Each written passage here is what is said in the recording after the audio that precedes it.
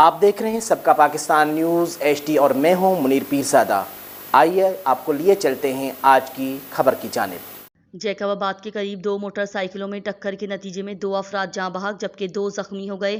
لاشیں لوڈر رکشہ کے ذریعے سول اسپتال منتقل کر دی گئیں۔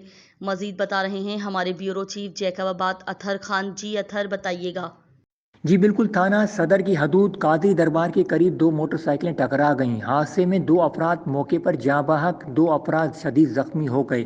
حادثے کے بعد لاشوں اور زخمیوں کو اہل علاقہ نے پولیس کی مدد سے لوڈر رکشے کے ذریعے سول اسپتال منتقل کر دیا۔ پولیس کے مطابق حادثہ تیز رفتاری کے باعث پیش آیا ہے۔ حادثے میں جاں بحق ہونے والوں کی شناخت خادم حسین سمرو اور بلوچستان کے علاقہ استہ محمد کا رہائشی بابل ٹالانی کے نام سے ہوئی ہے۔ کیمرہ ٹیم کے ساتھ بیورو چیف اطہر خان، TV 49 نیوز، جیکب آباد۔